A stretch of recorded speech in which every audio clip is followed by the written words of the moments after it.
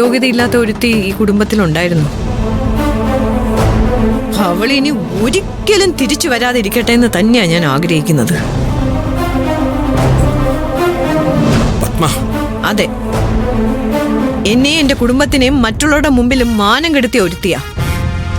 എന്റെ വീട്ടില്, എന്റെ കമ്പനിയില്, എന്റെ നാട്ടില്, എന്റെ ആൾക്കാർക്കിടയില് പത്മയുടെ അഭിമാനത്തിന് മുറിവേൽപ്പിച്ചവളാ. അവൾ ഇവിടെ വന്നതിന് ശേഷം ഈ വീട്ടിൽ നടന്ന സകല ആഘോഷങ്ങളിലും അവളെ പിടിച്ച് മുന്നിൽ നിർത്തി നശിപ്പിച്ചില്ലേ ഇവൻ. അതുകൊണ്ടാ ഇത് ആഘോഷിക്കണമെന്ന് ഞാൻ തീരുമാനിച്ചത്. ഇന്ന് രാത്രി ആളുകൾ വരും. നാളെ രാവിലെ വിപുലമായ ചടങ്ങുകൾ നടക്കും. അവളെ കുറിച്ച് ഒരു അന്വേഷണം പോലും ഞങ്ങളുടെ ഈ ഭാഗത്തൊന്നും ഉണ്ടാവില്ല. കാരണം വരുന്നവർക്ക് പത്മയാണ് എല്ലാം. പത്മ നടത്തുന്ന ഫംഗ്ഷൻ മാത്രമാണ് അവർക്ക് കാണേണ്ടത്. അല്ലാതെ പത്മയുടെ വീട്ടിലെ കുറ്റിച്ചൂലിന്റെ പകരമായിട്ടുള്ള വേലക്കാരിയല്ല. ആവേശം അമിതമായി പോണ്ട. ഈ അഹങ്കാരം എപ്പോ അവസാനിക്കുമെന്ന് ഞാൻ കൃത്യമായിട്ട് പറഞ്ഞുതരാം. എന്തായാലും ഇത് എന്നെയും എന്റെ ഭാര്യയും വെല്ലുവിളിച്ചുകൊണ്ട് നടത്തുന്ന ഫംഗ്ഷനാണല്ലോ. എങ്കിലും മനസ്സിൽ കുറിച്ചിട്ടോ, നാളെ രാവിലെ വിവാഹ വാർഷികത്തിന്റെ കേക്ക് നിങ്ങൾ കട്ട് ചെയ്യുന്നതിന് മുമ്പ് നന്ദിനിയെ ഞാൻ നിങ്ങളുടെ മുമ്പിൽ കൊണ്ടുവന്ന് നിർത്തിയിരിക്കും. ഇത് സൂര്യ പറയുന്നത്. ആൺകുട്ടിയാണെങ്കിൽ നീ ഒന്ന് ചെയ്ത് കാണിക്കും. കാണിക്കും. അഹങ്കാരത്തിന്റെ ആൾരൂപമായി നിങ്ങൾക്ക് നാളത്തെ ഫംഗ്ഷനിൽ ഇതിനുള്ള മറുപടി ഞാൻ പറഞ്ഞിരിക്കും. നോക്കിക്കോ. അങ്ങനെ പറയുമ്പോ നന്ദിനിയെ ഞാൻ ഇങ്ങനെ ചേർത്ത് പിടിച്ചിരിക്കും. അത് നടന്നില്ലെങ്കിൽ അതേ ഫംഗ്ഷനിൽ വെച്ച് സൂര്യ പ്രഖ്യാപിക്കും എന്നേക്കുമായിട്ട് സൂര്യ നിങ്ങളുടെ മുമ്പിൽ തോറ്റെന്ന്. കാണാം നമുക്ക്.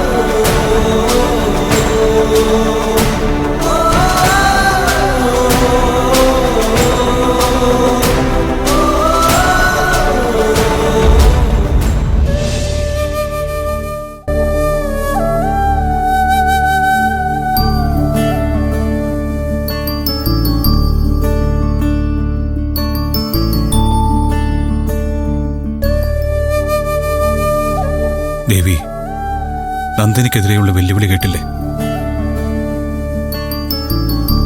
നാളെ ഈ ഫംഗ്ഷൻ തുടങ്ങുന്നതിന് മുമ്പ് എനിക്ക് നന്ദിനിയെ തിരികെ കൊണ്ടുവന്ന് അവരുടെ എല്ലാം മുമ്പിൽ നിർത്തിയേ പറ്റൂ. എന്തിനാ കൂടെ കൂടെ അവളിങ്ങനെ ദ്രോഹിക്കുന്നത്? താന്നൂരമ്മ അത്ഭുതങ്ങൾ കാണിക്കുമെന്ന് വിശ്വസിക്കുന്ന ഒരുത്തിയല്ലേ അവള്? എന്ത് പറഞ്ഞാലും നന്ദിനി അത് പറഞ്ഞ് അവസാനിപ്പിക്കുന്നത് അമ്മയുടെ നാമത്തില്.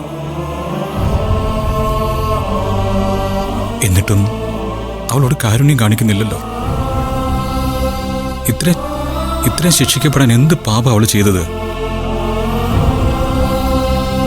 ദേവി, മുമ്പ് ഒരിക്കലും നന്ദിനി ഓർത്ത് എന്റെ മനസ്സ് ഇത്രയും വേദനിച്ചിട്ടില്ല. പക്ഷെ ഇപ്പൊ അങ്ങനെയല്ല. കാരണം ഇപ്പൊ ഞാൻ അയാൾ ഒരുപാട് സ്നേഹിക്കുന്നുണ്ട്. അമ്മയുടെ മോളെ എനിക്ക് അത്രയ്ക്ക് ഇഷ്ടം. എവിടെയാണ്, എന്താണ് അവസ്ഥ എന്നൊന്നും എനിക്കറിയില്ല. അയാൾക്ക് കൂട്ടായിരിക്കണമെന്ന് ഞാൻ പറയും.